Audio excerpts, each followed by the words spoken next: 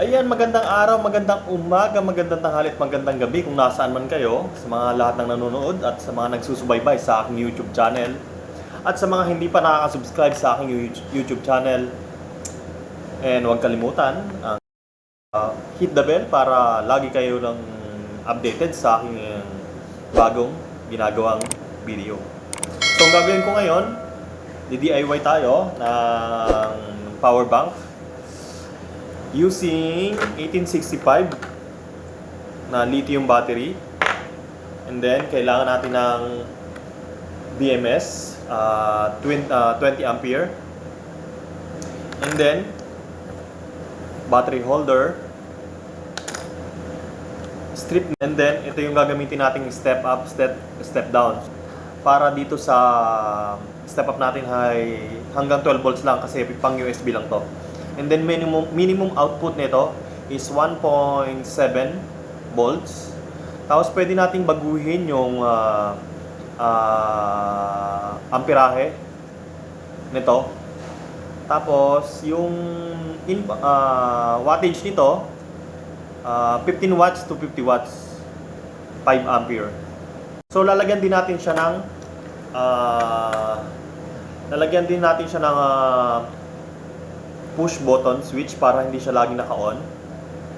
Wire. So para hindi kayo malito, magkaibang wire, mas maganda magamitin yung blue and yung available ko na wire is blue and yellow. And then kailangan natin parang female jack para ma-charge natin siya sa 12 volts. Ito dual purpose to.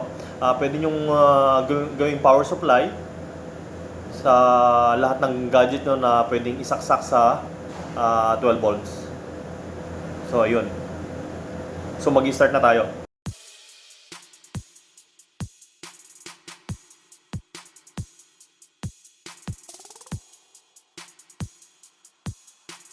Gamit tayo ng nickel strip na 0.15. Ayan. So mas madali kasi pag may mga ganito yung dual na. Hindi na kayo kailangan mag-jumper pa rito. Tapos after natin ma-set yung siyam nating battery, hindi natin kalimutan yung cover na battery holder. So ilagay natin sa ibabaw. So ang mangyayari, yan, para dito, yung nickel strip natin. Ayan. Tapos gugupitin natin itong nickel strip natin, kukuha lang tayo ng one side para sa single strip natin, para ilalagay natin dito sa dulo. Ayan. Ganun lang kadali. Tapos sa kabila, ganun din yung gagawin nyo. Eto, ayan, para dito. Tapos single ulit sa kabila. Ayan, okay. Okay na, ready na. Para dito. Sa kabila. Ito para dito.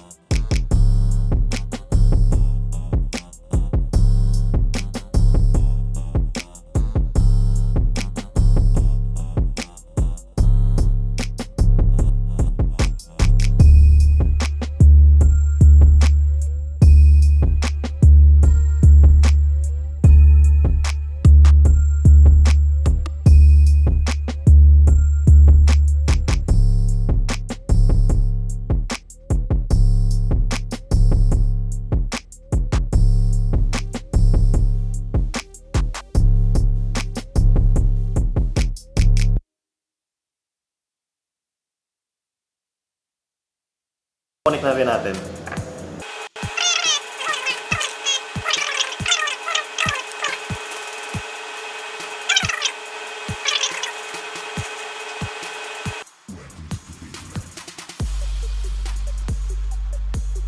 Yung itsura niya, kinabit natin at yung single, yung series and parallel natin. And then ganun din sa kabila, ito yung negative, yung kabilang side ng single na to, ito yung positive niya. So itetester natin ngayon. So alam ko itong battery na to, discharge to, wala pa itong laman, so baka mga nasa 10 volts pa lang yung capacity ko ngayon. So try natin. So 3.3. Tapos,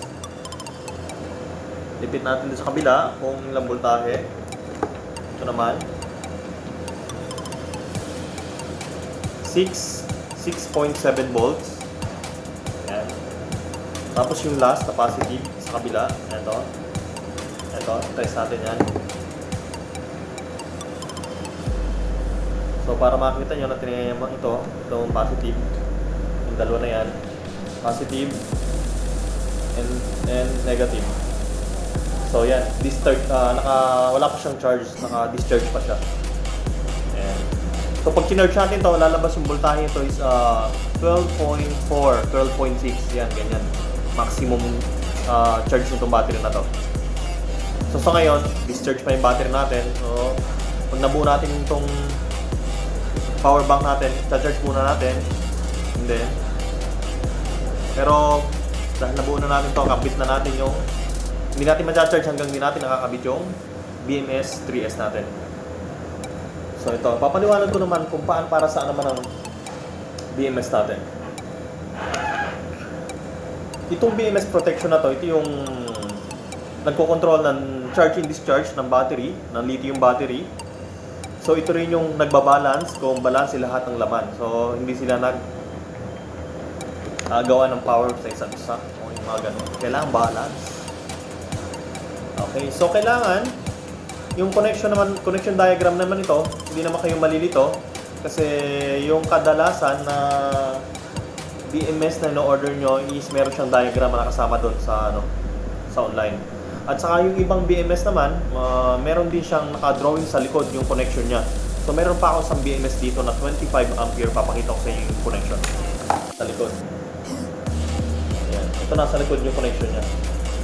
So, mangyayari, yung positive niya is 12 volts or kung hindi sa full charge, 11.1 volts. Ito sa taas. Dito mo kukonek yung pinakang positive niya. And then, yung negative niya, ito. Hindi nyo masyado makita kasi may tape na yung likod ng BMS. Tape.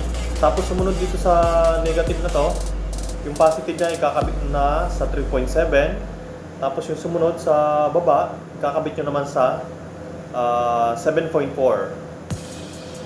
7.4. And then yung last na positive para dun sa 11.1 or 12 volts.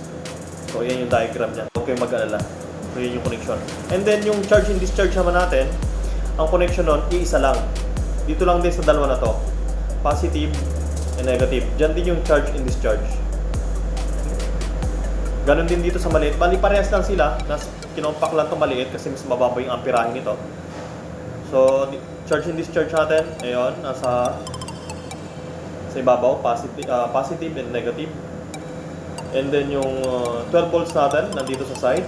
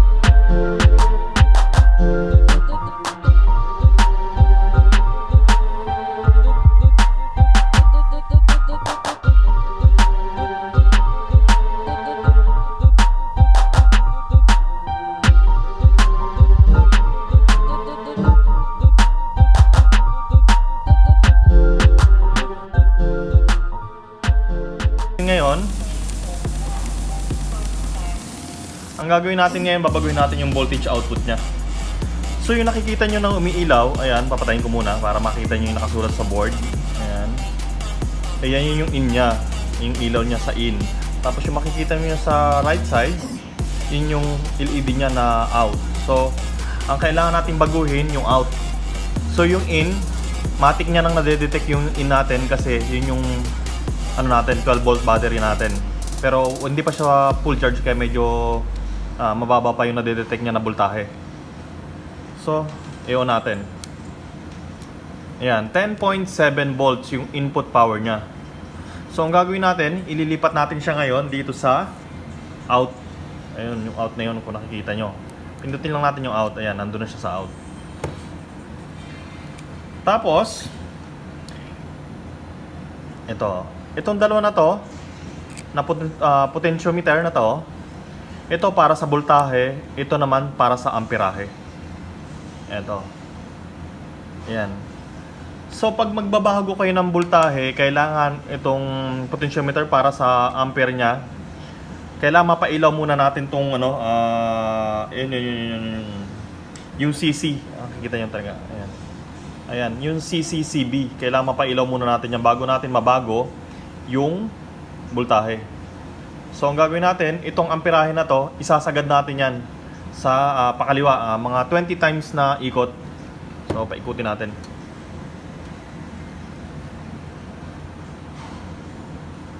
Hanggang mailipat natin yung yan. So, ayan. Hanggang lobat na tayong battery natin. So, try natin i-charge ulit. Saksak habang natin binabago. So, lobat na. Ayan, lobat na kasi siya. So, i-charge natin habang binabago natin yung voltage output.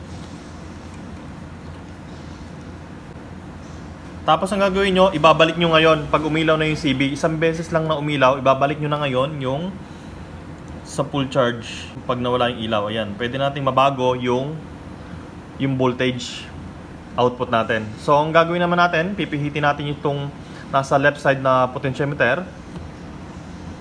So, ibababa natin. Ayan. Ayan. Masyado mababa. Balik natin sa 5 point. Ayan, 5.1. Okay na yan.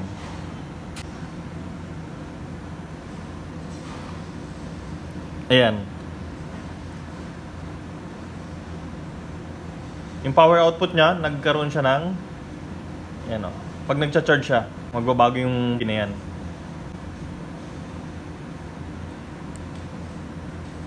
Tapos yung input, tapos yung voltage output, yan, naglalaro lang siya, ayan. Pag may nakasaksak sa nagbabago yung ano yung output niya. Yan, nagbabago. Ayan, yan. Umilaw yung ano natin, ano ba yung umilaw na yon? Hindi ko na makita kasi may ilaw. So, ayan na yun. So, okay na yung charger natin. Okay, nagcha-charge na siya. Pwede natin gamitin din yung charger habang nakasaksak, walang problema. Kasi meron naman tayong BMS.